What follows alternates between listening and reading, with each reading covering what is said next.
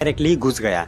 इसमें यूएसए ने इंडिया को इतनी बुरी तरह से मतलब परेशान कर दिया कि आप भी हैरान रह जाओगे, ऐसा ऐसा काम हुआ। ये देख लो, मतलब यूएस बोल रहा है कि आप जाके तेल खरीद सकते हो इंडिया रशिया से 30 दिनों के लिए, ऐसे चल रहा है। अभी इंडिया पूरी की पूरी तरह मतलब रशिया यूएस की क्या कठपुतली बन गई है। अब इंडिया की फॉरेन पॉलिसी कहाँ गए, इंडिया के प्रधानमंत्री का जो बड़े बड़े स्पीच निकलते हैं वो कहाँ गए, ये भी अता पता नहीं चल रहा है क्या कह रहा है। और फिर मतलब यूएस के ही कोई सेक्रेटरी आके दिल्ली में बोल रहे हैं कि हम लोग इंडिया को वैसा पावर नहीं बनने देंगे जो कि चाइना को हमने बनने दे दिया।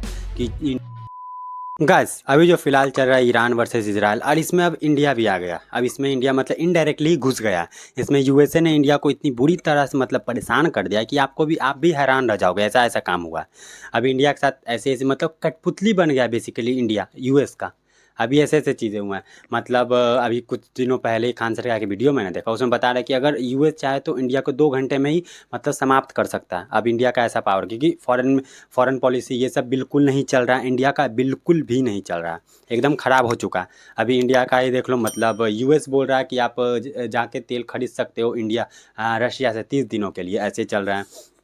फिर अगर वॉर कुछ भी हो तो इसमें तो पता है कि ऐसा कुछ इंडिया और यूएस में वॉर नहीं हो, क्योंकि वो दोनों न्यूक्लियर पावर देश हैं। अगर दोनों न्यूक्लियर पावर देश है तो किसी में भी ऐसा हिम्मत नहीं है कि जाके एक दूसरे पे अटैक कर सके, क्योंकि ये फिर बहुत ज़्यादा बढ़ जाएगा। और प्लस रशिया के साथ हमारा रेलॉस एग्रीमेंट है, बहुत सारे एग्रीमेंट साइन है।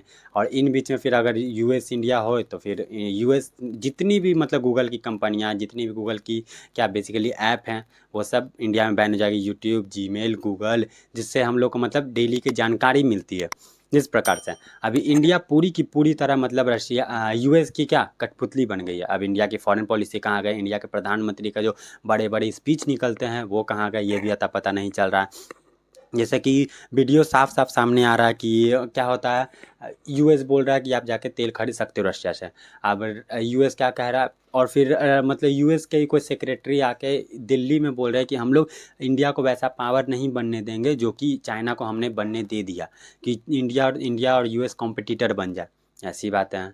अब यूएस कुछ भी बोलता है, इंडिया चुपचाप रहती है, इनका कोई जवाब नहीं आता है। अभी मतलब जो क्या ईरान का क्या शिप जो ये इंडिया से ही मिलान 2026 का अगर क्या बोलते हो फंक्शन कुछ अटेंड करके जा रही थी ईरान की आयरिस डेमो। अब उस पर यूएस ने अटैक कर दिया। इस पर भी मतलब इंडिया का कोई हाँ या ना कुछ नहीं आया इंडिया का, क्योंकि इंडिया से ही वो जा रहा था, तब भी उसमें कुछ भी हाँ या ना नहीं आया।